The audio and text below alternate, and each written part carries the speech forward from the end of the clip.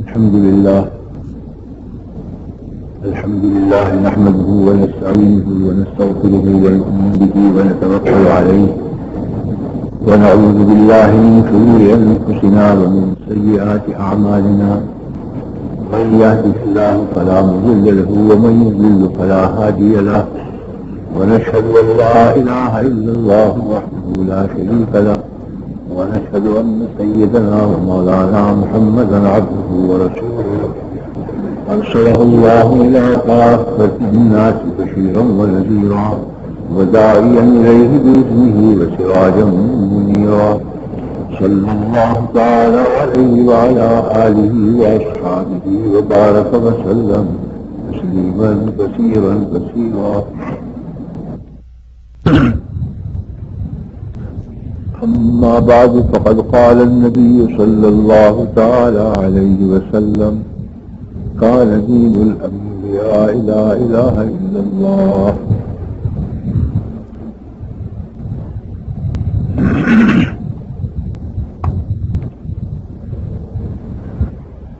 بزرگان محترم،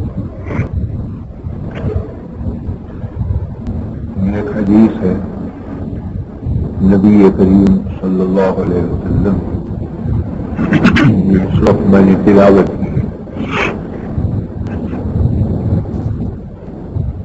اس حدیث کے سلسلے میں جو باتیں اس وقت گزارش کرنی ہے اور ان باتوں کی ابتدا بھی میں ایک حدیث ہی سے کرنا چاہتا ہوں جو حضرت علی رضی اللہ عنہ سے مروی ہے. اور یہ ہے کہ نبی کریم صلی اللہ علیہ وسلم کی جب وفات ہوئی تو ظاہر ہے کہ ایک عظیم حادثہ تھا اور ایک عظیم مصیبت تھی کہ دنیا میں اس سے بڑھ کر حادثہ اور دنیا میں اس سے بڑھ کر مصیبت نہیں ہو سکتی تھی. اسی واسطے آپ نے ارشاد فرمایا ہے حدیث میں کہ جب کسی پر کوئی مصیبت آئے اور وہ پریشان ہو تو میری وفات یاد کر لے کہ اس سے بڑھ کر مسلمان کے لیے مصیبت نہیں ہو سکتی. اور ساری مصیبتیں حل کی نظر آئیں گی اسے. تو جب وفات ہوئی نبی کریم صلی اللہ علیہ وسلم کی تو حضرات صحابہ کی نگاہوں میں پوری دنیا اندھیر ہو گئی اور غم و علم کی کوئی انتہا باقی نہ رہی. حتیٰ قال بعضهم یوسوس، بعض حضرات کے دلوں میں کچھ وسوسے پیدا ہونے شروع ہو گئے کہ اب بظاہر اسلام باقی نہیں رہے گا دنیا میں. جب ذات بابرکات نہ رہی تو اب اسلام کے رہنے کا کیا سوال ہے. تو بعضوں کے دل میں یہ وسوسے آنے شروع ہوئے کہ شاید اب یہ دین ختم ہو جائے. تو کچھ تو غلبہ تھا غم کا، اس غلبے حال میں کچھ وساوس پیدا ہوئے. انہی میں سے حضرت عثمان غنی رضی اللہ عنہ ہے کہ غم و علم کے اندر بالکل مغلوب تھے اور ان کے دل میں کچھ شبہات، کچھ وساوس دین کی بقا کے بارے میں پیدا ہونے لگے. وہ ایک تو طبی غم تھا کہ حضور کی وفات، آپ کی جدائی، اس سے بہت کر کوئی صدمہ نہیں ہو سکتا تھا صحابہ کے لیے. لیکن یہ خصوصیت ہے حضرات صحابہ کی کہ کتنا ہی بڑا غم ہو اور کتنی بڑی خوشی ہو، عقل کے دوائی صحیح سالم رہتے تھے اور ہر چیز کو وہ عقل کے معیار پر سوچتے تھے. تو غم بھی تھا تو عقلی رنگ میں تھا. فکر یہ ہوئی کہ اس دین کی بقا کی کیا صورت ہو. غم و علم میں آدمی بھول جاتا ہے، اپنے آپے کو بھی بھول جاتا ہے، ہر چیز فراموش کر دیتا ہے. لیکن اس انتہائی غم میں یہ فکر رہنی کہ دین کیسے باقی رہے گا، اس سے اندازہ ہوتا ہے کہ غم ہو یا خوشی سب سے زیادہ غالب الحضرات کے قلوب پر دین تھا. ہر وقت اس کی فکر تھی کہ اس کی بقا کیسے ہو، یہ جاری کس طرح سے ہو دنیا میں. یہی فکر حضرت عثمان غنی رضی اللہ عنہ کو ملا ہے. وہ اس غم میں، اس ادھیر کن میں چلے جا رہے تھے کہ فاروق عالم رضی اللہ عنہ نے انہیں سلام کیا. لیکن انہیں اپنا بھی ہوش نہیں تھا. ایک تو عظیم صدمہ پڑا ہوا قلب کے اوپر، پھر ایک عظیم دین کی بقا کی فکر، وہ بھی غالب آ چکی تھی قلب پر. وہ اتنے اس کے اندر محو اور منہمک تھے کہ انہیں کچھ پتہ نہ چلا کہ کس نے سلام کیا کس نے نہیں کیا. تو جواب نہیں دے سکے، سنائی نہیں دیا ان کو سلام. فاروق اعظم رضی اللہ عنہ کو یہ چیز ناگوار گزری، اور جذباتی طور پر ناگوار نہیں گزری، وہی دین کے معیار سے. حدیث میں فرمایا گیا کہ حق المسلم علی المسلم ثلاث، ایک مسلمان کا حق مسلمان پر تین ہے. ان میں سے یہ بھی ہے کہ وہ سلام کرے تو دوسرا جواب دے. وہ حق تلفی ہوئی تو استغاثہ دائر کیا صدیق اکبر رضی اللہ عنہ کی عدالت میں کہ میں نے سلام کیا اور عثمان نے جواب نہ دیا مجھے.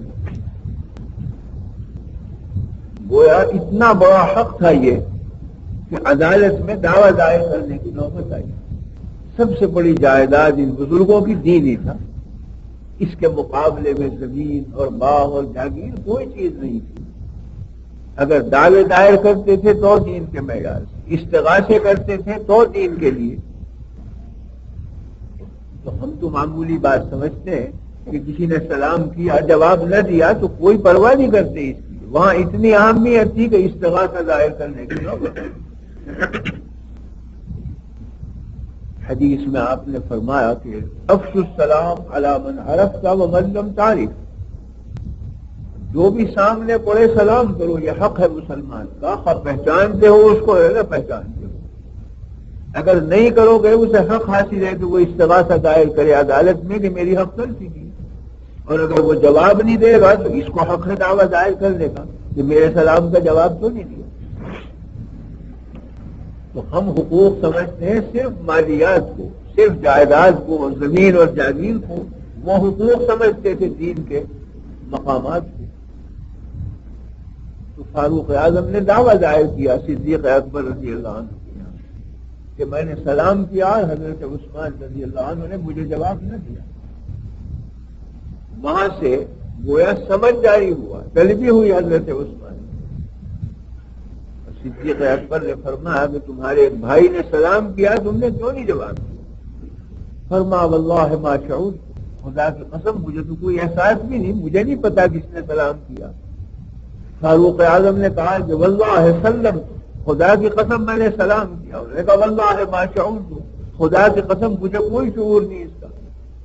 اب دونوں طرف سے حلفہ حلفی ہو رہی ہے. وہ کہتے ہیں میں نے کیا سلام، وہ کہتے ہیں میں نے نہیں سنا. صدیق اکبر رضی اللہ عنہ نے فرمایا کہ صدق عثمان، سچے ہیں عثمان، یہ کسی غم میں مبتلا ہے. کہا ہاں بالکل یہی بات ہے، میں اپنے غم میں محو تھا. فرمایا کیا غم تھا؟ عرض کیا کہ اللہ کا رسول دنیا سے اٹھ گیا اور ایک سوال میرے دل میں تھا جس کو میں حل نہیں کر سکا. تو اس غم میں تھا کہ اب میں کس سے حل کروں گا وہ سوال، جو رہ گئی بات تو رہ گئی. صدیق اکبر نے فرمایا کیا سوال ہے؟ عرض کیا کہ میرے دل میں حضور کی وفات کے بعد یہ سوال پیدا ہوا کہ ما نجات ھذا الامر، اس اسلام کی بقا کی صورت کیا ہوگی، یہ کس طرح سے باقی رہے گا، طریقہ کیا ہے اس کی بقا کا. یہ سوال کرنا رہ گیا حضور سے، اور اب میں کس سے سوال کروں؟ صدیق اکبر نے فرمایا کہ میں نہیں، یہ سوال میں کر چکا ہوں حضور سے اور مجھے جواب مل چکا ہے اس کا. تو عرض کیا کہ بے ابی انت و امی انت احق بذلک، میرے ماں باپ آپ پر قربان ہو. حضرت عثمان نے فرمایا صدیق اکبر کو کہ میرے ماں باپ آپ پر قربان ہو، آپ ہی زیادہ حق تھے کہ یہ بات پوچھ دیں، دوسرے کا حوصلہ نہیں تھا. اور اب مجھے بتلائیے، میں تو بھوکا ہوں، پریشان حال ہوں. ما نجات ھذا الامر، امر سے مراد عموماً شریعت کی اصطلاح میں دین ہوتا ہے. امر جب بولتے ہیں تو امر دینی مراد ہوتا ہے. جیسے حدیث میں ہے کہ من احدث فی امرنا ھذا ما لیس منہ فہو رد، جس نے ہمارے اس امر دینی میں کوئی نئی چیز نکالی جس کا کوئی وجود نہیں تھا اصول میں اور قرن اول میں، تو وہ رد. تو امر کے لفظ سے تعبیر کیا جاتا ہے دین. اسی کے بارے میں فرمایا قرآن کریم میں کہ اطیعوا اللہ و اطیعوا الرسول و اولی الامر منکم، اللہ کی اطاعت کرو، رسول کی اطاعت کرو، اور اس شخصیت کی اطاعت کرو جو صاحب الامر ہو، یعنی صاحب دین ہو، دین کو پھیلاتا ہو، دین کا چرچا کرتا ہو، اس کا اوڑھنا اور بچھانا دین بن گیا ہو، تو وہ دین کا امر ہے۔ تو امر سے مراد امر دینی، یأمرون بالمعروف، امر بالمعروف وہ وہی امر ہے دین کے بارے میں۔ تو حضرت عثمان غنی رضی اللہ عنہ کے دل میں سوال پیدا ہوا کہ ما نجات ھذا الامر، اس امر دینی کی نجات کی صورت کیا ہے، یہ بچے گا کیسے اسلام؟ حضور تو تشریف لے گئے دنیا سے۔ تو صدیق اکبر نے فرمایا کہ میں نے کر لیا تھا یہ سوال، اور الحمدللہ مجھے جواب معلوم ہے۔ سوال کیا حضرت عثمان نے کہ بے ابی انت و امی انت حق و بذات، میرے ماں باپ آپ پر قربان ہو، آپ ہی حقدار تھے کہ ایسا سوال کرتے، آپ ہی کا حوصلہ ہونا چاہیے تھا، آپ ہی کا مقام اور مرتبہ تھا کہ یہ بات پوچھ، اور اب مجھے بھی بتلائیے۔ تو فرمایا صدیق اکبر نے کہ میں نے سوال کیا کہ یا رسول اللہ ما نجات ھذا الامر، اس اسلام کے بقا کی صورت کیا ہے، کس طریق سے ہم اس کو قائم رکھیں؟ فرمایا آپ نے کہ الکلمۃ التی عرضت علی عمی وہی لہ نجات، وہ کلمہ جو میں اپنے چچا کے سامنے پیش کر چکا ہوں ابو طالب کے، وہی کلمہ نجات کا باعث ہے اس دین کے لیے، اسی کلمے میں منحصر ہے اسلام کی نجات اور بچاؤ۔ یہ وہ اشارہ ہے ایک واقعے کی طرف کہ ابو طالب کی جب انتقال کا وقت آیا تو قریش جمع تھے ان کے پاس، حضور نے جانا چاہا تو قریش نہیں چاہتے تھے کہ حضور پہنچے ابو طالب کے آخر وقت میں، اندیشہ تھا کہ کہیں اسلام قبول نہ کریں، حضور تو جب آئیں گے تو دین پیش فرمائیں گے، تو کہیں ایسا نہ ہو کہ دین قبول کر، مگر روک بھی نہیں سکتے تھے آپ کو، اس لیے کہ آپ کی قرابت اور رشتہ اتنا قریب تھا کہ دوسروں کا اتنا نہیں تھا، اس لیے روک بھی نہیں سکتے۔ آپ پہنچ گئے اور کہا ابو طالب کو خطاب کر کے کہ اے چچا، تمہارا وہ حق ہے میرے اوپر جو ایک باپ کا حق ہوتا ہے اپنی اولاد کے اوپر، اس حق کی ادائیگی کے لیے میں آیا ہوں اس وقت کہ یہ تمہارا آخر وقت ہے، میں چاہتا ہوں کہ تم جہنم کے ابدی عذاب سے بچا دیے جاؤ اور عذاب نار میں مبتلا نہ ہو۔ اس کے لیے یہ ہے کہ ایک دفعہ دل سے یہ کلمہ پڑھ لو، اشہد ان لا الہ الا اللہ واشہد ان محمد رسول اللہ۔ اگر تم نے پڑھ لیا تو حق تعالیٰ کہ ہاں مجھے جھگڑنے کا حق ہو جائے گا، میں عرض معروض تو کر سکوں گا، لیکن اگر یہ نہیں کہو گے تو میں بول بھی نہیں سکوں گا۔ جیسے آپ نے حضرت فاطمہ رضی اللہ عنہ، حضرت علی رضی اللہ عنہ، حضرت عباس رضی اللہ عنہ نام لے لے کر خطاب کیا، جب آیت نازل ہوئی وَأَنذِرْ عَشِيرَتَكَ الْأَقْرَبِينَ، قریب قریب کے رشتہ داروں کو ڈراؤ اللہ کے عذاب سے، تو آپ نے نام لے لے کر یا فاطمہ بنت محمد صلی اللہ علیہ وسلم لا اغنی عنک من اللہ شیئا، یا عباس عم رسول اللہ لا اغنی عنک من اللہ شیئا، اے عباس عم رسول، اے فاطمہ بنت محمد، میں کچھ نہیں بنا سکوں گا اللہ کے ہاں جب تک تمہارے ہی اندر ایمان نہیں ہوگا، ایمان ہوگا تو میں عرض معروض کر سکوں گا، لیکن ایمان نہ ہوا تو میں کچھ نہیں بنا سکتا، نسب کام نہیں آئے گا، وہاں ایمان ہی کام آ سکتا ہے۔ لا انصاب بینہم یومئذ ولا یتساءلون، فرما دیا جائے گا کہ آج کے دن نسب وغیرہ کا آمد نہیں،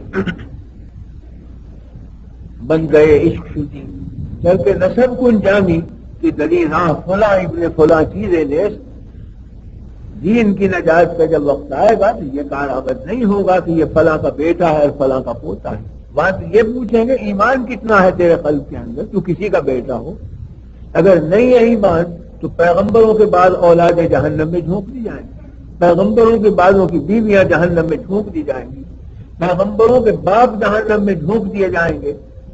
حضرت ابراہیم علیہ السلام کے باپ آدم ہیں اور جہنمی، لوط علیہ السلام کی بیوی ہے اور جہنمی، نوح علیہ السلام کا بیٹا ہے کنعان اور جہنمی، اس لیے کہ ایمان نہیں، تو وہاں یہ چیز کارآمد نہیں کہ یہ کتنی بڑی شخصیت کی اولاد ہے، یہ پوچھیں گے کہ ایمان کتنا ہے؟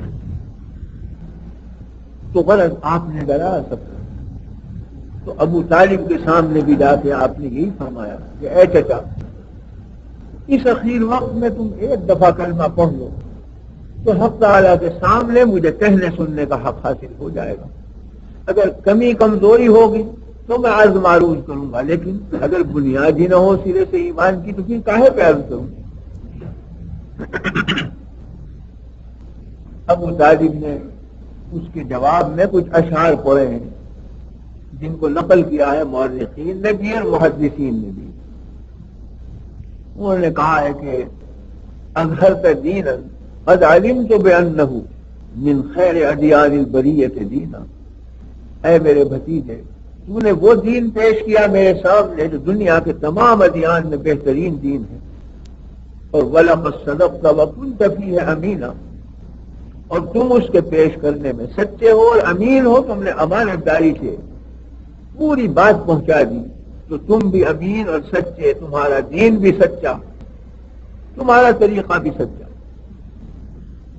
اور میری کیا پوزیشن ہے وہ بھی بتلا دی. اور کہا کہ واللہ لن یصلوا الیک بجمعہم حتی اوسد فی التراب دفینا. خدا کی قسم اگر سارا عرب مل کر تمہارے مقابلے پر آ جائے تو تمہارا بال بیکا نہیں کر سکتا جب تک ابو طالب کے دم میں دم موجود. میں حمایت کروں گا، پشت پناہی کروں گا. تو اپنی خدمت، اپنی اعانت، اپنی نصرت بھی ظاہر کی اور مرد دم تک، اور حضور کی سچائی اور امانت داری بھی ظاہر کی. مگر اخیر میں یہ بھی کہہ دیا کہ لولا الملامت او حذار و مسبت لوجدتنی سمحا بذاک مبینا. اگر اس ملامت کا خوف نہ ہوتا کہ مدینے کی گلیوں میں چھوٹی چھوٹی بچیاں یہ کہتی پھریں گی کہ ابو طالب بڑا بزدل تھا کہ مرنے سے ڈر گیا اور بھتیجے کا کلمہ پڑھ لیا، اس ملامت کا خوف نہ ہوتا تو میں یقیناً دین قبول کر لیتا. کہ دین کے حق ہونے میں کلام نہیں، تمہارے سچے ہونے میں کلام نہیں، مگر ملامت کا ڈر ہے اس لیے میں حق قبول نہیں کر سکتا، اور اسی پر خاتمہ ہو گیا. تو حضور نے اس واقعے کی طرف اشارہ فرمایا کہ تم نے اس امر دینی کی نجات اور بچاؤ کی صورت پوچھی تو اس کا بچاؤ اس کلمے کے اندر منحصر ہے جو میں نے اپنے چچا کے سامنے پیش کیا تھا. یہ پورا دین بچ سکتا ہے اگر اس کلمے کو بچا دیا تو. اس کلمے کو ترک کر دیا پورا دین ضائع ہو جائے. تو یہ کلمہ بمنزل تخم کے بیج کے ہے اور دین کا سارا شجر طیبہ اسی کے اندر سے اگ رہا ہے. پھول اور پتے اور شاخیں اور تنا وہ سب اس کے اندر. مثل کلمۃ طیبۃ کشجرۃ طیبۃ اصلھا ثابت وفرعھا فی السماء. کلمہ طیبہ کی مثال ایسی ہے جیسے عظیم الشان تناور درخت کہ جس کی جڑیں زمین کے رگ و ریشے میں پھیلی ہوئی ہوں اور جس کی شاخیں آسمان سے باتیں کر رہی ہوں. تو یہ جو دین کا ایک شجرہ ہے اس کا تخم اور اس کا بیج یہ لا الہ الا اللہ ہے، اسی میں سے یہ سارا دین اگ رہا ہے. اگر کسی نے اس کلمے کو بچا لیا، اپنے اندر محفوظ کر لیا، سمو لیا اس کو، پورا دین محفوظ ہے. اس کو نہ محفوظ کر سکا پورا دین غیر محفوظ. آپ کہیں گے کہ ہم تو روز یہ کلمہ پڑھتے ہیں اور سارے مسلمان پڑھتے ہیں، تو پھر دین تو بظاہر محفوظ رہنا چاہیے، حالانکہ غیر محفوظ ہے.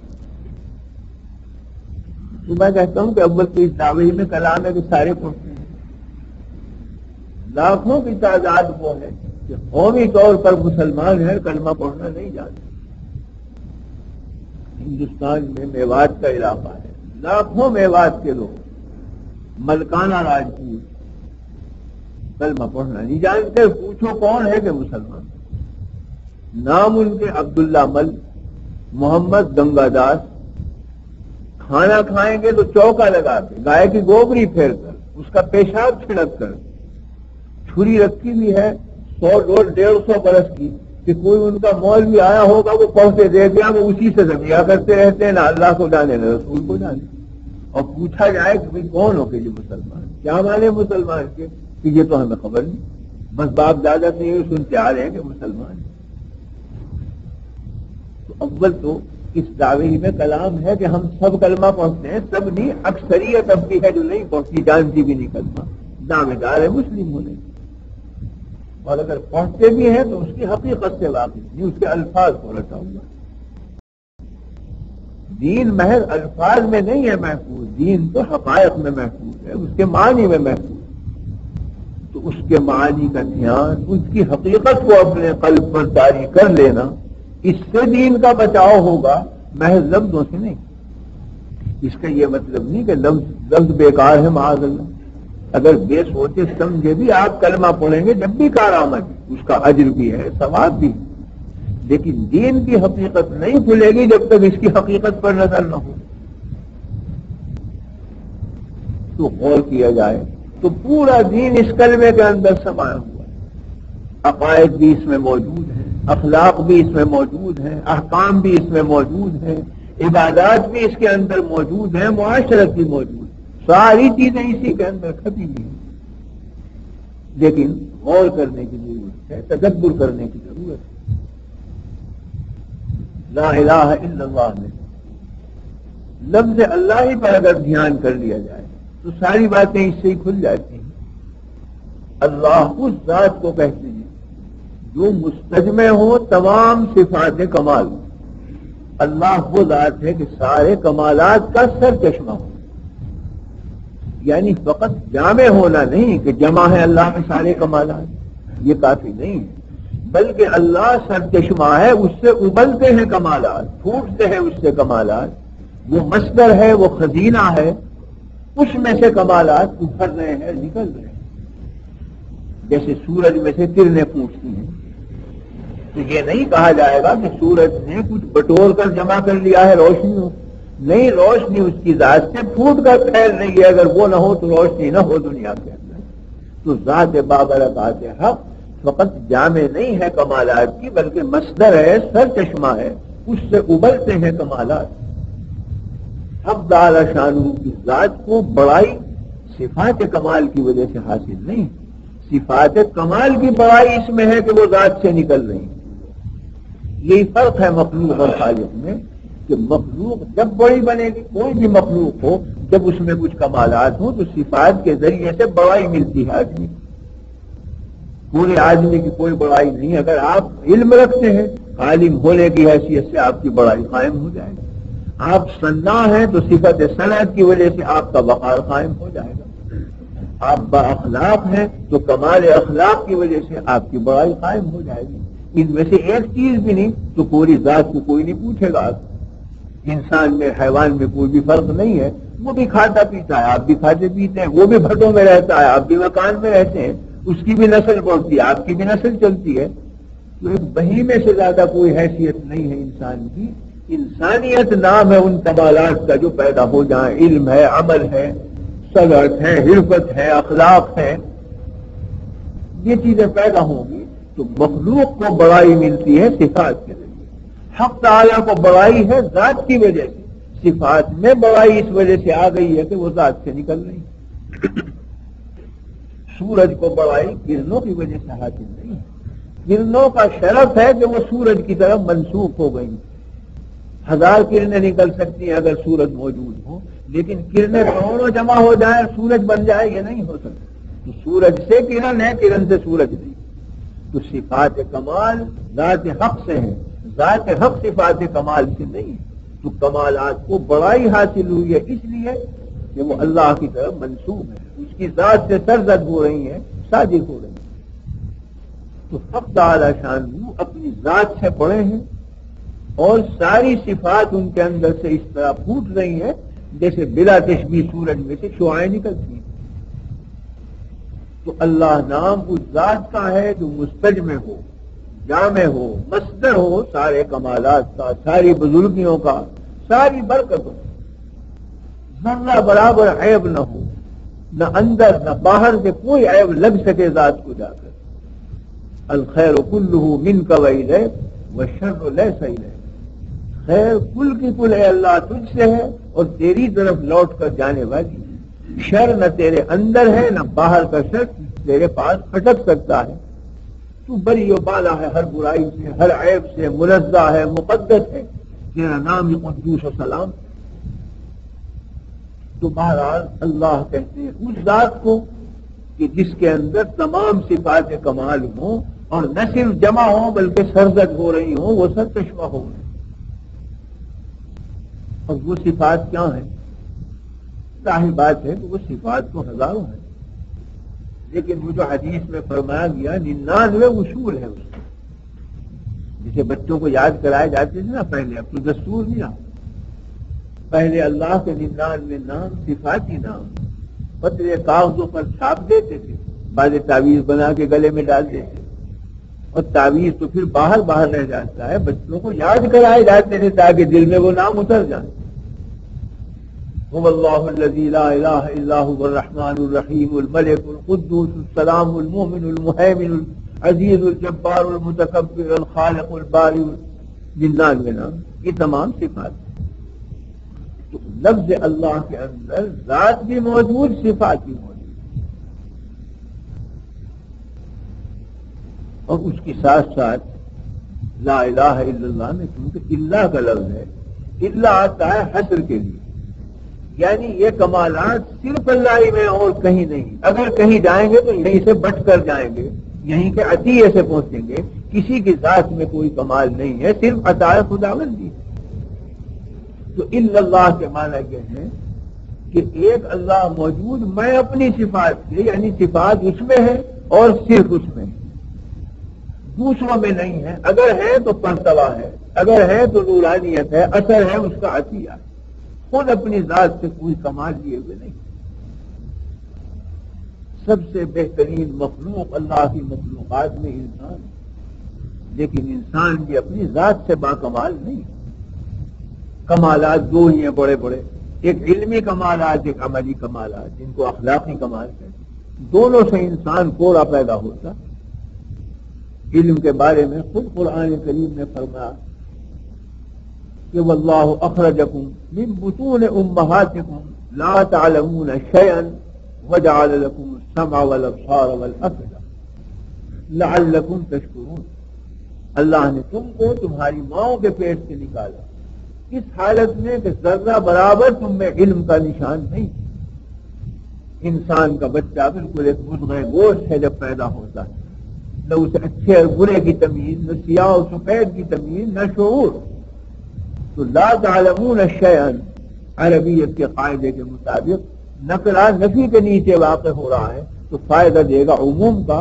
تو مطلب یہ ہوا کہ لا تعلمون شیئا یعنی ذرہ برابر علم نہیں تھا، کسی درجے میں بھی علم نہیں.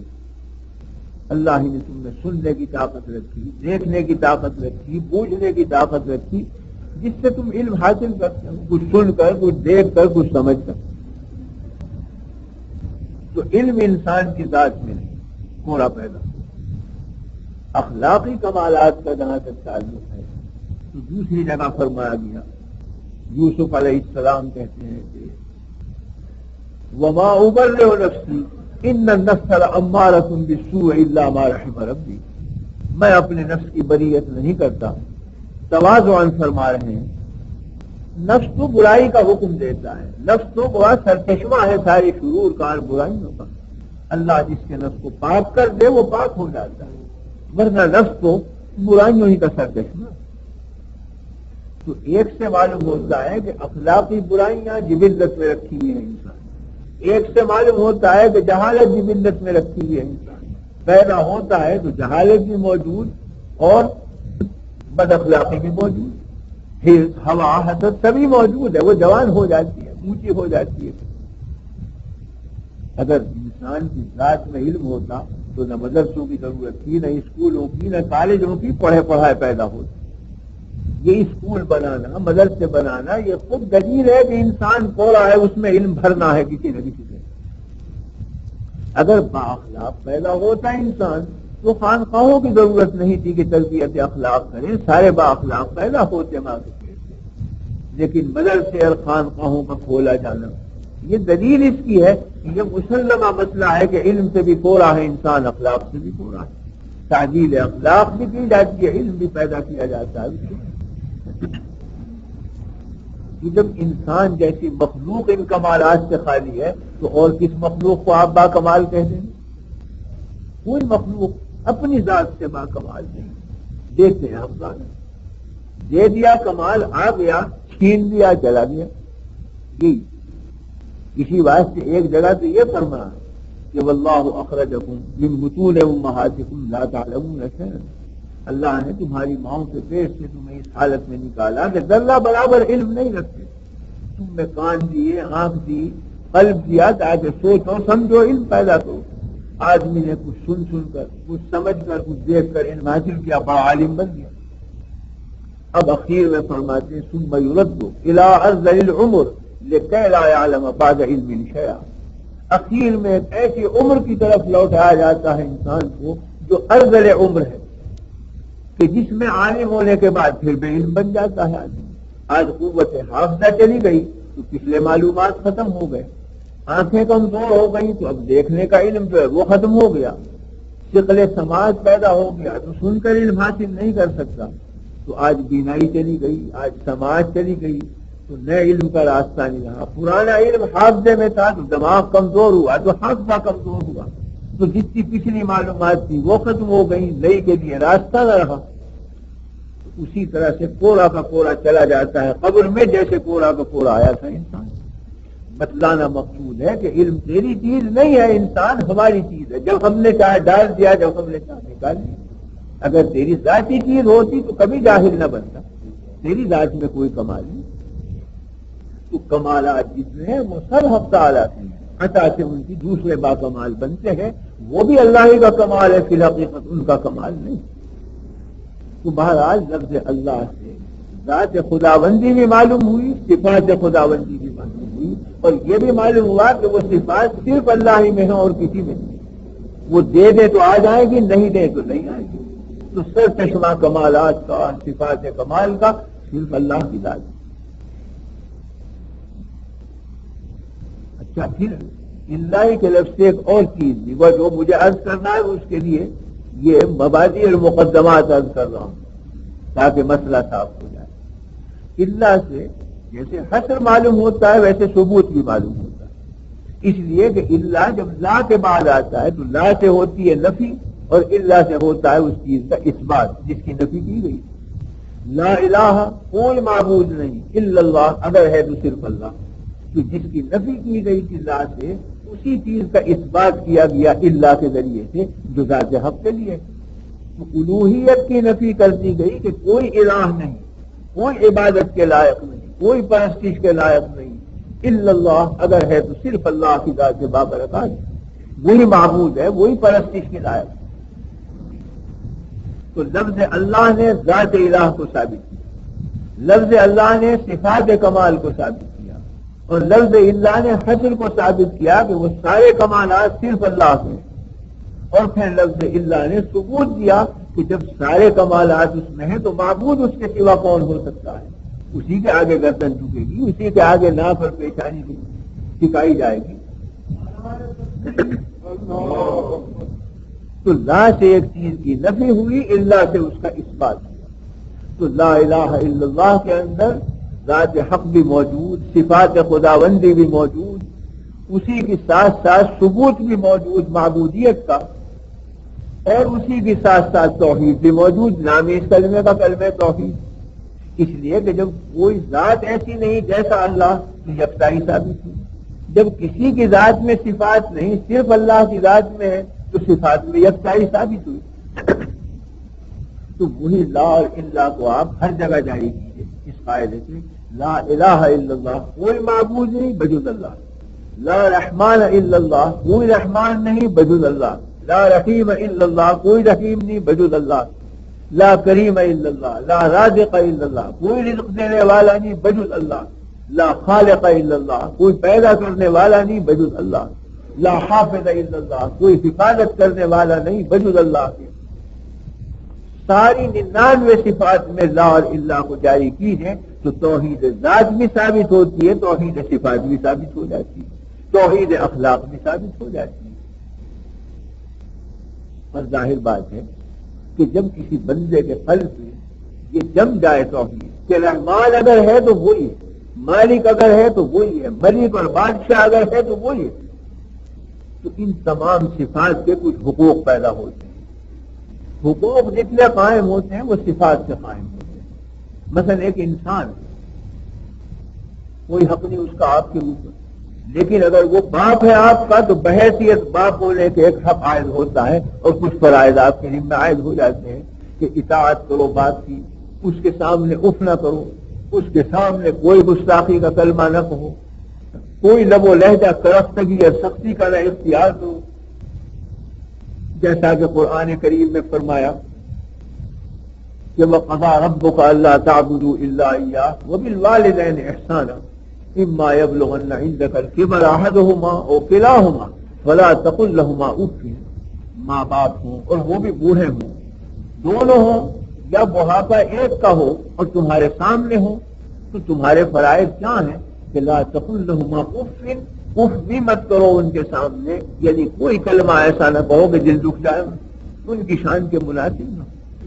تو زبان سنبھال کر بولو اپنے ماں باپ کے آگے. تو برا کلمہ کہنے کی نفی کر دی کہ ایسا کوئی کلمہ مت کہ کہو کیا وَقُلْ لَهُمَا قَوْلًا كَرِيمًا، اور جب کہو ان کے سامنے تو نہایت کریم قول کہو کہ جس کے اندر شرافت ہو، جس کے اندر دیانت ہو، جس میں خلصی ہو، ان کی بزرگی کی رعایت ہو. پھر یہی نہیں کہ محض زبانی جمع خرچ ہو کہ آپ نے تعظیمی کلمات کہتی ہے باپ کے آگے، یہ کافی نہیں ہے.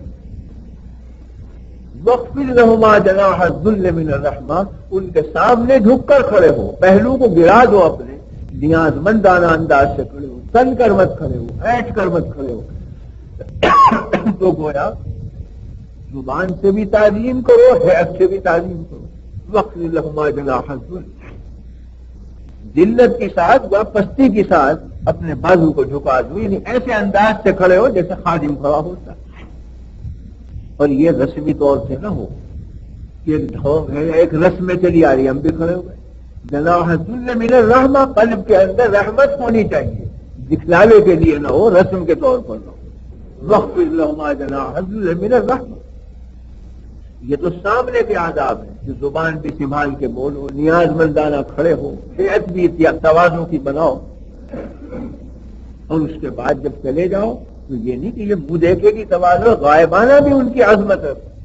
وَقُلْ رَبِّ ارْحَمْهُمَا كَمَا رَبَّيَانِي صَغِيرًا، غائبانہ دعا کرو کہ اللہ ان دونوں پر رحم کھا جیسے انہوں نے میرے بچپن میں مجھ پر رحم کھایا تھا اور مجھے اتنے سے اتنا کر دیا پال. یہ حقوق کیوں عائد ہوئے آپ پر؟ اس لیے کہ آپ اولاد ہیں، وہ باپ ہے، تو باپ کی صفت نے یہ فرائض عائد کر دی آپ کو. اب اگر باپ اتفاق سے آپ کا استاد بھی ہو، پڑھائے بھی آپ کو، تو اور حقوق عائد ہو جائیں گے. وہ تعظیمیں جو استاد کے لیے ہیں وہ بھی ثواب کے ذمہ پڑ جائیں گے، ایک صفت اور بڑھ گئی. اور اگر اتفاق سے وہی باپ آپ کا شیخ بھی ہو اور آپ مرید بھی ہوں تو ایک تیسرا حق اور بڑھ گیا شیخ ہونے کی حیثیت. اور اگر اتفاق سے وہی باپ بادشاہ بھی ہو اور صاحب اقتدار بھی ہو، جس کی رعایا بھی ہیں آپ، تو ایک چوتھا حق اور عائد ہو گیا آپ کے اوپر تو اس کے سامنے اطاعت و نیاز مندی سے اور زیادہ پیش آیا. تو صفات جتنی بڑھتی جاتی ہیں حقوق عائد ہوتے جاتے ہیں، فرائض عائد ہوتے جاتے ہیں. حق تعالی شان جب ساری صفات کے مالک ہیں تو سارے حقوق انہی کے ہوں گے، سارے فرائض آپ کے سر عائد ہو جائیں گے. اگر وہ رحمان ہے تو آپ کا فریضہ ہوگا کہ آپ شکر گزار بنے کہ مجھ پر رحمت کی عنایت کی. اگر وہ ملک ہے اور بادشاہ ہے تو آپ بحیثیت رعیت ہونے کے آپ کا فریضہ ہوگا کہ حلف وفاداری اٹھائیں اپنے بادشاہ کے آگے. جب وہ مالک ہے تو آپ مملوک ٹھہرے تو مملوک اور باندی غلام کا حق یہ ہے کہ بک جائے، بے بکے بھی بک جائے ہاتھ کے اوپر، کہ جو عمل کرے آپ اطاعت کریں. تو غرض جتنی صفات ہوں گی اتنے حقوق عائد ہوں گے، اتنے ہی فرائض عائد ہوں گے. تو ساری شریعت پیدا ہوتی ہے حق تعالی شانہ کی صفات. وہ بادشاہ ہے تو آپ پر ٹیکس عائد ہوا تو زکوٰۃ اور صدقات کی صورت نکل آئی. وہ مالک ہیں آپ کے تو مملوک پر جھکنا اور نیاز مندی عائد ہوئی تو نماز کے فرائض عائد ہو گئے. وہ محبوب حقیقی ہے تو فرض ہوا کہ آپ عاشق بنے، اور عاشق کا کام یہ ہے کہ نہ کھانے کی خبر نہ پینے کی خبر، تو روزہ عائد ہو گیا آپ کے ساتھ. وہ محبوب حقیقی ہیں تو آپ کا فرض ہے کہ آپ اپنی زینت کو بھی ترک کر دیں اپنے محبوب کے لیے. رات دن منہمک، نہ کپڑے کی خبر، نہ خوشبو کی خبر، نہ حجامت کی تھی. تو حج کا فریضہ عائد ہو گیا کہ عاشقانہ انداز سے میدان عرفات میں دوڑ رہے ہیں، نہ کپڑے کی خبر، نہ جوتے کی، نہ بالوں کی. الحج والعج والسج، حج نام ہے میلے کچیلے رہنے کا، گردآلود رہنے کا، اس لیے کہ عاشق کو زینت سے کیا کام ہے. تو اللہ کی صفت جمال اور صفت جمیل نے حج پیدا کیا، صفت مالکیت نے عبادت اور نیاز مندی پیدا کی، صفت ملکیت نے ٹیکس عائد کیے. تو جتنے بھی شریعت کے احکام ہیں وہ کسی نہ کسی صفت سے نکل رہے ہیں. حق تعالی شان ہو صفات کے مالک اور مصدر، کمالات کے مالک، اور ان کمالات سے ان کے حقوق عائد ہوئے آپ پر، اور ان حقوق کی ادائیگی کے لیے فرائض اور طریقے آپ کو بتلائے گئے تو شریعت لائی گئی تاکہ ان حقوق کو اس ڈھنگ سے ادا کرے جو حق تعالی شان کے مناسب. تو آپ نے دیکھا کہ لا الہ الا اللہ میں لفظ اللہ سے ذات حق بھی ثابت ہو گئی، صفات خداوندی بھی ثابت ہو گئی، لفظ اللہ سے ان صفات کی توحید بھی ثابت ہو گئی، اور لا کی وجہ سے اسی اللہ سے ثبوت بھی ہو گیا کہ سارے کمالات ان کے لیے ثابت ہیں، معبودیت بھی ثابت ہو گئی. اور جب معبودیت ثابت ہو گئی تو عبادت کرنے کے جتنے ڈھنگ ہیں وہ خود اس میں سے نکلیں گے. ہر صفت ایک حق عائد کرے گی آپ کے اوپر. تو سارا دین فی الحقیقت اس کلمہ طیبہ کے اندر ہے. یہ ایک جڑ ہے، ایک تخم، جس نے اس کو لے لیا اپنے اندر پورے دین کو لے لیا، جس نے اسے نہ لیا وہ پورا دین نہیں آ اس کے اندر. آج اگر ہمارے دین میں کھوٹ ہے اور نقص ہے تو حقیقت یہ ہے کہ اتنا ہی نقص ہے اس کلمہ طیبہ کے قبول کرنے میں. یہ ہم اس غلط فہمی میں مبتلا ہیں کہ ہم نے پورا کلمہ قبول کر رکھا ہے، ہم نے قبول نہیں کر رکھا. ہمارے اندر نہیں ہے وہ کلمہ، ادا کر لیتے ہیں. یوں کہنا چاہیے قوت حافظہ میں ہے کلمہ، آپ کی روح کے اندر پیوست نہیں ہے وہ کلمہ. روح میں پیوست ہوتا تو روح کے اندر وہ آثار نمایاں ہوتے جو اس کلمے کے ہیں. قوت حافظہ میں محفوظ ہے زیادہ سے زیادہ. تو آپ کی اور ہماری مثال ایسی ہے کہ جیسے ایک شخص کے صندوق میں لاکھوں روپیہ بھرا ہوا ہے، زر و جواہر رکھے ہوئے ہیں، لیکن نہ اپنے کام کے نہ دوسرے کے کام کے قفل لگا کے رکھ رکھا ہے. کارآمد جب ہوں گے جب انہیں خرچ کیا جائے، اپنے موقع پر استعمال کیا جائے.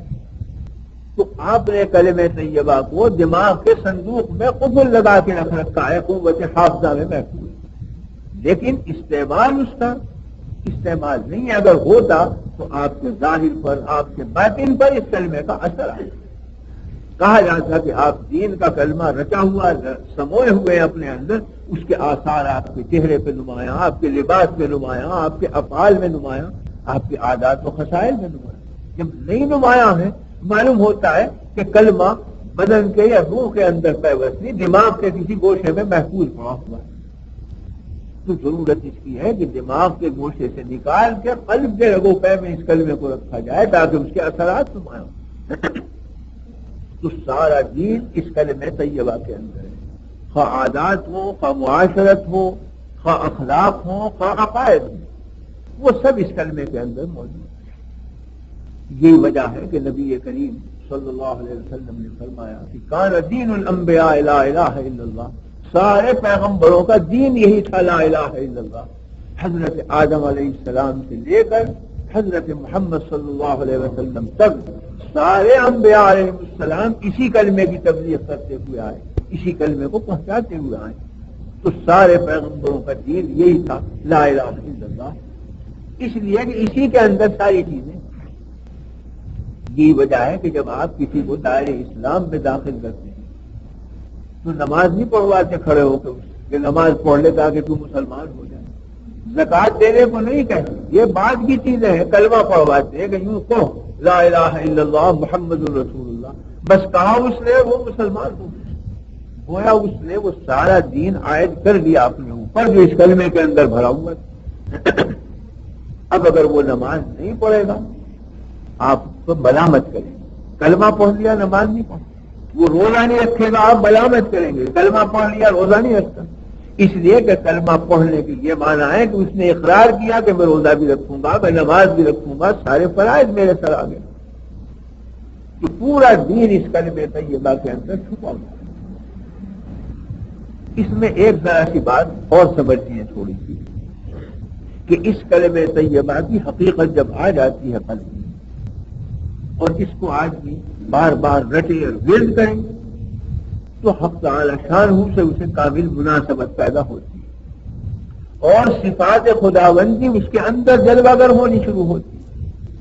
حق تعالی غنی ہے تو اس میں بھی غنا پیدا ہونا شروع ہو جائے گا، حق تعالی رحیم و کریم ہے تو رحم و کرم کی شان اس میں بھی پیدا ہونی شروع ہو جائے گی۔ حق تعالی شانو حافظ و حفیظ ہے، حفاظت فرماتے ہیں، اس بندے میں بھی جذبات حفاظت کے پیدا ہوں گے کہ میں اپنے بھائیوں کی حفاظت کروں۔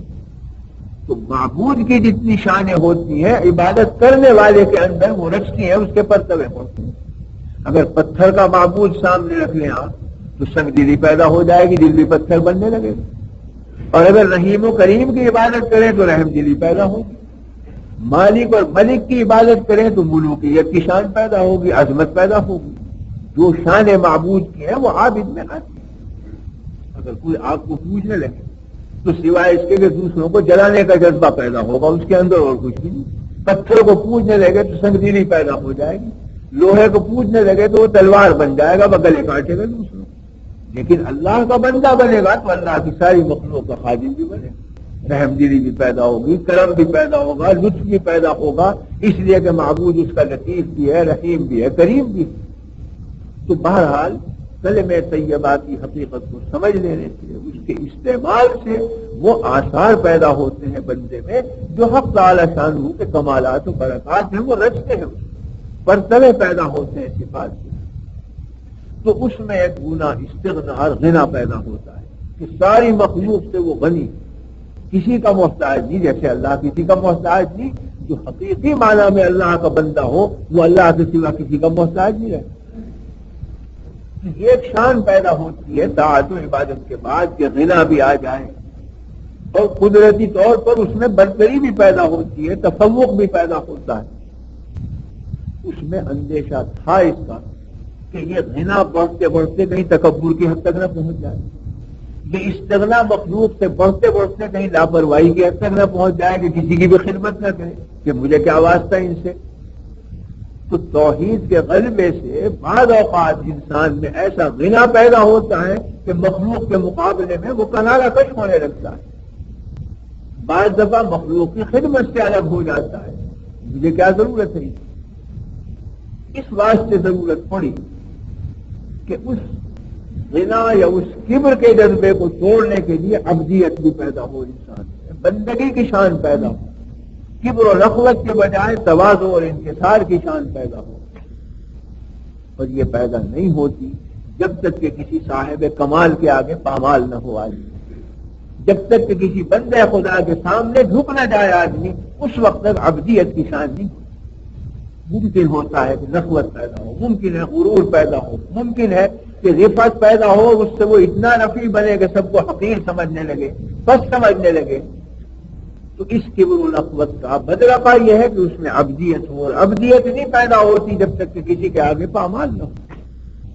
انبیاء علیہ الصلوۃ والسلام کی دعوت بھیجی گئی کہ ان کے سامنے جھکے، ان کی اطاعت کرے، نیاز مندی سے پیش آئے، اور ان کے ذریعے سے اپنے اخلاق کی تربیت کرائے تاکہ تواضع تو پیدا ہو، وقار بھی پیدا ہو مگر تکبر نہ پیدا ہو، تواضع اور انکسار پیدا ہو مگر ذلت نفس نہ پیدا ہو، کہ اعتدال کے ساتھ سارے اخلاق ہیں۔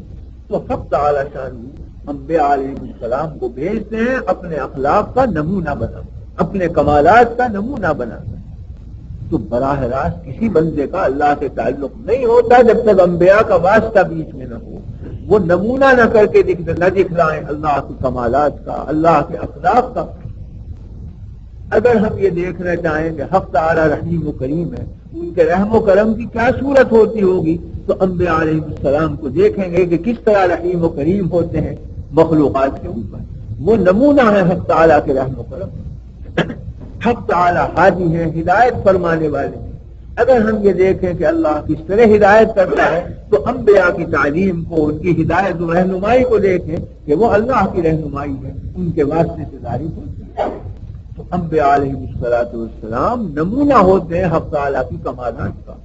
اس واسطے فرمایا گیا کہ ان کے سامنے جھکو، مگر جھکنے کا یہ مطلب نہیں کہ سجدے کرو یا عبادت کرو، جھکو تعظیماً، جو اس کی حد ہے۔ ہر نبی نے آ کر دو چیزیں طلب کی ہیں، ان اعبدوا اللہ واتقوہ واطیعون، عبادت اللہ کی کرو، اطاعت میری کرو۔ میری اطاعت نہیں کرو گے تو خدا کے کمالات کے نمونے نہیں کھلیں گے تمہارے آگے، تو اطاعت میری کرنی پڑے گی، عبادت اللہ کی کرنی پڑے گی۔ انبیاء علیہ السلام اپنی عبادت کرانے کے لیے نہیں تشریف لاتے دنیا میں، معبود کی چوکھٹ پر جھکانے کے لیے آتے ہیں، رستہ بتلاتے ہیں، عمل کر کے دکھلاتے ہیں۔ وما كان لبشر ان يؤتيه الله الكتاب والحكم والنبوة ثم يقول للناس كونوا عبادا لي من دون الله ولكن كونوا ربانيين بما كنتم تعلمون الكتاب وبما كنتم تدرسون۔ فرماتے ہیں حق تعالیٰ کہ کسی بشر کو یہ حق نہیں ہے، کسی بشر کے لیے یہ جائز نہیں ہے۔ کون سا بشر؟ کہ جس کو اللہ حکمت دے، جس کو علم دے، کمالات دے، نبوت عطا کرے، کہ وہ ان کمالات کو لے کر مخلوق سے یوں کہے کہ کونوا عبادا لی، اے لوگوں میرے بندے بن جاؤ تم۔ یہ کسی بشر کو، کسی مخلوق کو حق نہیں۔ ہاں کیا کہیں گے وہ؟ ولیکن کونوا ربانیین، اے لوگوں اللہ والے بن جاؤ، ربانی بن جاؤ، رب کے آگے جھکو تاکہ ربانی کہلاؤ۔ مگر یہ کب بات پیدا ہوگی؟ ولیکن کونوا ربانیین بما کنتم تعلمون الکتاب، کیونکہ تم تعلیم دیتے ہو کتاب اللہ کی، وبما کنتم تدرسون، کیونکہ تم درس و تدریس کا کام کرتے ہو کتاب و سنت کا، وہ کتاب و سنت تمہیں بتلائے گا۔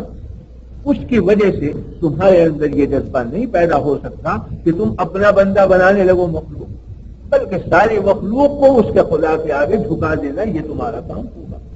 تو انبیاء علیہ السلام ساری مخلوق کو اللہ کی چوکھٹ پر جھکانے کے لیے آتے ہیں، اور جھکانے کا طریقہ کیا ہے کہ خود جھکتے ہیں کہ اس طرح سے کرو کام، نمونہ خود دکھلاتے ہیں کر۔ حدیث میں ہے کہ آپ نے نماز کے لیے یہ کہہ کر آرڈر نہیں دیا کہ لوگوں نماز پڑھ لیا، نہیں، یہ فرمایا کہ صلو کما رأیتمونی اصلی، نماز پڑھو جس طرح مجھے پڑھتے ہوئے دیکھو۔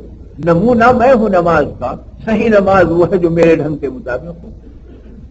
یہ نہیں آرڈر دے دیا کہ توجہ اے لوگوں وضو کر لیا جس طرح تمہارا جی چاہے، نہیں، خود وضو کر کے دکھلایا۔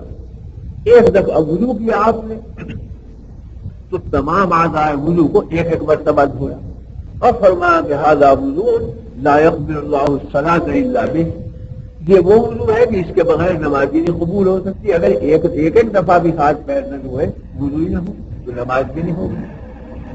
دوبارہ آپ نے وضو کیا، دو دفعہ دھوئے ہاتھ پیر، تمام اعضاء وضو کو دو مرتبہ دھوا، فرمایا یہ وضو نور علی نور ہے، اس میں نورانیت پڑ گئی۔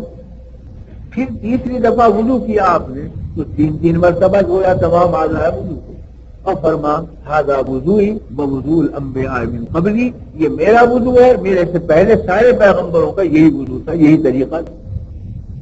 تو آپ نے فقط نماز کا حکم نہیں دیا، بلکہ یہ فرمایا کہ میں نمونہ ہوں، مجھے دیکھ کر میری جیسی نماز پڑھو۔ وضو کا امر نہیں کیا، بلکہ وضو کر کے دکھلائی کہ یوں کرو۔ حج کا فقط آرڈر نہیں دیا، بلکہ حج کر کے دکھلایا کہ یوں کرو جیسے میں کر رہا ہوں۔ گھرستی معاملات کا، حسن معاشرت کا فقط امر نہیں کیا، بلکہ یہ کر کے دکھلایا کہ گھریلو معاملات یوں کیا کرتے ہیں۔ اولاد کے ساتھ یہ برتاؤ، بیویوں کے ساتھ یہ برتاؤ، عزیز و اقربا کے ساتھ یہ برتاؤ، خاندان والوں کے ساتھ یہ معاملہ، وہ چیزیں کر کے دکھلائیں۔ دوستوں سے یہ برتاؤ، دشمنوں سے یہ طریقہ، تو معاشرت کے ساری طریقے کر کے دکھلائیں۔ تو ایک طرف آرڈر اور حکم موجود، ایک طرف نمونے عمل موجود کہ اس طریق پر اس آرڈر کی تعمیل کرو کہ جو میں کر کے دکھلاؤں۔ تو نبی کریم صلی اللہ علیہ وسلم نمونے عمل بنا کر بھیجے گئے ہیں، نمونے اخلاق بنا کر بھیجے گئے ہیں، معیار ہے اخلاق کا، اس کے مطابق اخلاق درکار ہے۔ جو اس کے خلاف لائے گا وہ ہمیں قبول نہیں۔ یہ بالکل ایسا ہی جیسے آپ کسی اپنے دوست کو بھیجیں اور ایک نمونہ دیں چھیٹ کا کہ بھئی بازار سے یہ چھیٹ خرید لاؤ، اور وہ چھیٹ تھی 4 آنے گز کی، تو دوست یا خادم نے یہ کہا کہ میرا دوست جو ہے یا مالک وہ تو کروڑ پتی آدمی ہے، بلکہ 4 آنے گز کی چھیٹ کیا لے جاؤں اس کے لیے؟ اس نے 100 روپے کا دسترخوان خرید لیا گھر کا اور لے جا کے پیش کر دیا آقا کے سامنے۔ آقا منہ پر مار دے گا، وہ کہے گا 100-200 نہیں، مجھے تو نمونے کے مطابق چاہیے کپڑا، میں نے نمونہ دیا ہی اس لیے تھا کہ اس کے مطابق ہو، میری ضرورت اسی سے متعلق ہے، میری رغبت اس سے متعلق ہے۔ میں خرید سکتا ہوں 500 روپے گز کا تھان، 1000 گز کا، مگر مطلوب تھا مجھے یہ 4 آنے گز کی چیز، اسی لیے نمونہ دیا تھا۔ تو نمونے کے مطابق نہیں لایا، اس بات سے تو برخاست کر دینے کے قابل، ملازم رکھنے کے قابل نہیں، سمجھتا نہیں تو ہماری رغبت کو اور مطلوب۔ حق تعالی شان دیجیے ایک نمونہ بھیجا دنیا میں کہ اس نمونے کی عبادت لاؤ، اس نمونے کی معاشرت لاؤ، اس نمونے کے اعتقادات لے کر آؤ۔ اگر آپ نے ساری عمر ریاضت کیے، مجاہدات کیے، ترک دنیا کیا، ساری لذتیں چھوڑ دی، مگر سنت کے مطابق کام نہ کیا تو جو کی برابر بھی آخرت میں وقت نہیں ہوگا۔ انسانوں کو محنت کے لیے نہیں بھیجا گیا، اطاعت کے لیے بھیجا گیا کہ نمونے کے مطابق عمل کر کے لاؤ، یہ پسند ہے ہمیں۔ تو ہمیں پسند ہے محمد رسول اللہ صلی اللہ علیہ وسلم کا نمونہ عبادت، نمونہ اخلاق، نمونہ اعمال، جو اس کے مطابق لائے گا وہ قبول کریں گے، جو اس کے مطابق نہیں قبول کریں گے۔ تو ریاضت اور محنت مطلوب نہیں ہے، اطاعت مطلوب ہے، متابعت مطلوب ہے، مطابقت مطلوب ہے۔ تو یہ اس لیے کہ تاکہ انسان میں غرور نہ پیدا ہو کہ میں نے براہ راست احکام دیے اور جس طرح میرا جی چاہ کیا، اور توحید میں غرق ہو کر وہ دوسروں سے بے نیاز بن جائے، خدمت خلق بھی چھوڑ دے، رحم دلی بھی چھوڑ دے، سخت دلی پیدا ہو جائے۔ اس لیے نمونہ انبیاء کا بھیجا گیا کہ ان کے سامنے جھکو، ان کی اطاعت میں سرگرم رہو، تاکہ تمہارے کبر کا بھی علاج ہوتا رہے، تمہاری نخوت کا بھی علاج ہوتا رہے، اور دین صحیح معنی میں دین بن کر تمہارے اندر آئے۔ تو پورے علم سے دین قائم نہیں ہوتا جب تک کہ حسن اخلاق نہ پیدا ہو۔ عالم کتنا ہی بڑا ہو جائے لیکن اخلاقی حالت درست نہ ہو، نہ علم مؤثر ہوگا، نہ اس کے آثار نمایاں۔ اگر علم بہت بڑا ہے لیکن دل میں حسد بھرا ہوا ہے، دل میں تکبر بھرا ہوا ہے، دل میں لالچ اور طمع بھری ہوئی ہے، خرچ کرتے ہوں گے، کہاں سے آتا ہوگا، پریشان ہو گیا ہے۔ اب اس مسکین نے تو اپنے اوپر قیاس کیا ہے، حالانکہ جو اللہ پر بھروسہ کرنے والے انہیں پریشانی کی کیا ضرورت پیش آئی، ان کے تو پیر کے انگوٹھے تک بھی پریشانی نہیں آتی، وہ اعتماد کرتے ہیں۔ مگر بادشاہ نے سمجھا کہ 3000 آدمی کی روزانہ مہمانی، معلوم نہیں کہاں سے شہر کے پاس آتا ہوگا، کتنا جوڑ توڑ کرتے ہوں گے، کس طرح خدمت کرتے ہوں گے مہمانوں کی۔ تو ایک صوبہ پورا جس کا نام تھا نیمروز، وہ شیخ کے نام وقف کیا، شیخ کی ملکیت قرار دے دی سنجر کے بادشاہ نے، اور ایک پیتل کے پتے پر لکھ کر بھیج دیا کہ پورا صوبہ نیمروز کا میں آپ کے نام کرتا ہوں، جس کی لاکھوں روپے سالانہ کی آمدنی، اور وہ پیتل کے پتے پر لکھ کر بھیج دیا۔ شیخ نے اس کا جواب لکھا اور ایک فارسی کے 2 شعر لکھ کر بھیجے بادشاہ ہے سنجر کو۔ لکھا کہ کیوں چکرے سنجری روح وقتاً سیاہ باد۔ سنجر کے بادشاہ کا جو چکر ہے، تاج کے پیچھے جو رہتا ہے کیا ان کا، تو بادشاہ ہے سنجر کے چکر کی طرح میرا نصیبہ بھی سیاہ بن جائے، میں سیاہ وقت بن جاؤں، کیوں دل بول اگر حوث ہے ملک سنجر، اگر میرے دل میں ذرا بھی حوث آئے ملک سنجر کی تو میں بادشاہ کے چکر کی طرح سیاہ وقت بن جاؤں، بدبخت بن جاؤں۔ تو مطلب یہ کہ مجھے تمہارے صوبے کی ضرورت نہیں، اگر اس کی ذرا بھی حوث آئے تو میں اپنے کو بدبخت سمجھوں گا، سیاہ قسمت سمجھوں گا، تاریخ قسمت سمجھوں گا۔ اور یہ کیوں آیا میرے دل میں کہ اتنا بڑا صوبہ لاکھوں کی آمدنی کا، اور میں کہتا ہوں کہ اگر میرے دل میں خواہش ہو تو میرا نصیبہ بدبخت ہو جائے، یہ کیوں؟ اس کی وجہ آگے بیان کی کہ زنگہ کے یافتم خبر از ملک نیم شب من ملک نیم روز بیکزا نمی خرم۔ جس دن سے مجھے نیم شب کا ملک خاک آیا ہے، یعنی آدھی رات کو اٹھ کر تہجد پڑھنے کی جو توفیق ہوئی ہے، اور ان نسلوں میں جو حق تعالیٰ کے جلال و جمال کے مشاہدے ہوئے ہیں، تو نیم روز کے ملک کی جو کی برابر وقت نہیں رہی میرے دل میں، مجھے تو نیم شب کا ملک ہاتھ لگ گیا، مجھے نیم روز کے ملک کی کیا ضرورت؟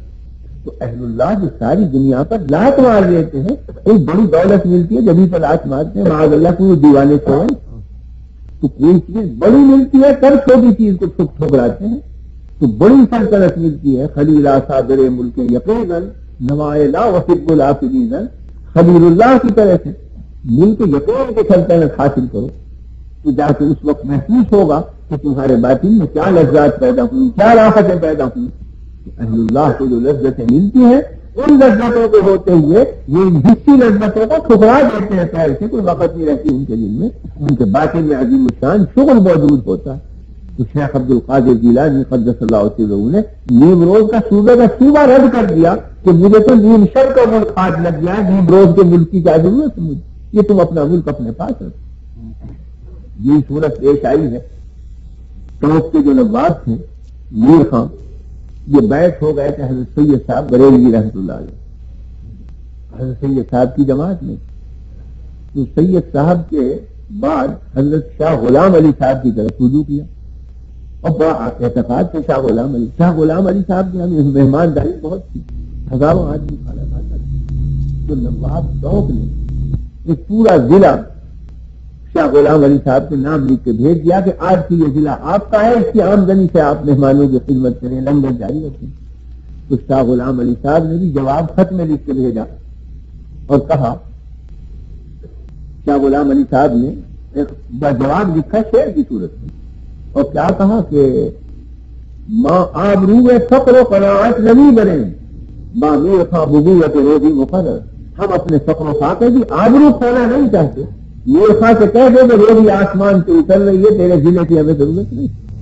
تو کوئی سلطنت ہاتھ لگتی ہے جس سے وہ ان سلطنتوں پر لاش مارتے ہیں، تو وہ سلطنت کون سی ہے؟ وہ وہی دولت ہے کہ جس میں جب اللہ سے مناجات کرتا ہے آدمی تو اس کے دل میں ایک لذت، اس کی روح میں ایک سرچاری پیدا ہوتی ہے۔ اصل حلال کی دولت ملتی ہے کہ جو لذت میسر آتی ہے، وہ حرام کی کروڑوں کی دولت میں وہ لذت میسر نہیں آتی آدمی۔ تو مناجات، طاعت، عبادت، زہد، قناعت، پھر قلب کا سکون، طمانینت بچا کر یہ کیفیات جب حاصل ہوتی ہے تو ہر سلطنت سے بڑھ کر یہ سلطنت، بادشاہوں کو وہ سکون قلب نصیب نہیں ہوتا جو اہل اللہ کے قلب میں ہوتا، سلاطین کو وہ طمانینت قلبی نصیب نہیں ہوتی جو اطمینان اہل اللہ کے قلب میں رہتا ہے، اس لیے کہ مالک سے وابستہ۔ اس وابستگی کا نام بھی حیات طیبہ ہے، اور یہ بغیر ایمانی زندگی کے حاصل نہیں ہوتی۔ تو یہ مضمون تو تھا طویل، مگر میں نے بس تھوڑی سی بلا دی آپ کے سامنے کہ زندگیوں کی یہ 5 نوع ہیں، اور ان کا مادہ ایک ہے، شکلیں بدلتی رہتی ہیں، حکام بدلتے رہتے ہیں۔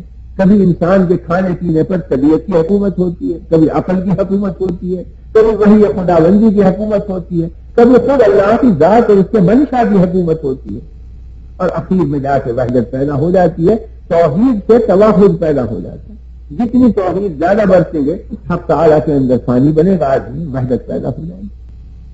تو فَلَنُحْيِيَنَّهُ حَيَاةً طَيِّبَةً وَلَنَجْزِيَنَّهُمْ أَجْرَهُمْ بِأَحْسَنِ مَا كَانُوا يَعْمَلُونَ۔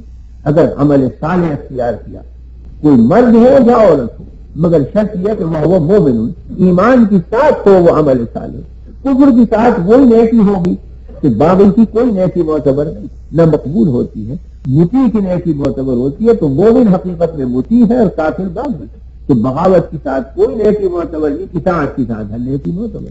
تو ایمان کی ساتھ اگر عمل صالح ہو تو فرماتے ہیں کہ اس عمل صالح کے ساتھ جو مومن اختیار کرے، اپنی زندگی کو پاک باز بنا لے، کہ پاکیزہ زندگی عطا کریں گے، جس کو ہم حیات طیبہ کہتے ہیں، یہ تو دنیا میں ہوگا، وَلَنَجْزِيَنَّهُمْ أَجْرَهُمْ بِأَحْسَنِ مَا كَانُوا يَعْمَلُونَ، اور پھر آخرت میں جو درجات اور مراتب آئیں گے ان کا تو کہنا ہی کیا ہے کہ آج ان کا نہ یہاں کوئی تصور کر سکتا ہے، نہ اس لذت کو سوچ سکتا ہے جو وہاں ایک مومن کو نصیب ہوگی۔ یہ آیت میں نے اس لیے تلاوت کی تھی کہ بنیادی زندگی اتباع شریعت کی، قانون شریعت کا جاننا، اس کی تعلیم حاصل کرنا اور اس کے مطابق چلنا اور اسے دستور زندگی بنانا، یہی ہے ایک مسلمان کے لیے سب سے بڑی سعادت۔ اگر یہ زندگی میسر نہ ہوئی تو مومن ہونے کی سعادت کی جو زندگی وہ نہ ملی اسے، کچھ بھی آگے اسے مل جائے، جو وہ وقت اقلیم کا بادشاہ بن جائے، مگر وہ جو ایمانی حلاوت سے لگائے خداوندی کی وہ نہیں حاصل ہوگی بغیر اتباع انبیاء علیہ السلام کے۔ اور اس اتباع کے لیے ضرورت ہے کہ تعلیم پائے آدمی ان مرضیات کو پہچانے اور جائے۔ تو شریعت اسلام کی تعلیم اسی لیے ضروری ہے کہ اس سے اللہ کی منشا، اللہ کی مرضی، پیغمبر کی سنتیں اور طریقے معلوم کیے جائیں کہ جن پر چل کر مسلمانوں نے عزتیں حاصل کی ہیں اور 1000 برس تک دبدبے کے ساتھ اپنا جاہ و جلال قائم رکھا ہے۔ جتنا اس سے ہٹتے جاتے ہیں ذلیل بنتے جاتے ہیں، جتنا اس کی طرف آئیں گے باعزت بنیں گے، اتنی ان کے لیے سعادت ہوگی۔ اس بات سے اس آیت کی میں نے یہ مختصر کی تشریح کی کہ یہ عنوان 5 ہیں، اور پانچوں کی تشکیل کی جائے کیونکہ 5 مستقل مضمون ہے، پوری رات چاہیے، مگر اجمالی طور پر ان 5 کی بقدر ضرورت تشریح کر دی گئی، ایک فہرست سنا دی گئی تاکہ پھر پیدا ہو ایمانی زندگی پر عمل کرنے کی اور ایمانی زندگی اختیار کرنے کی. دعا کیجیے حق تعالی ہمیں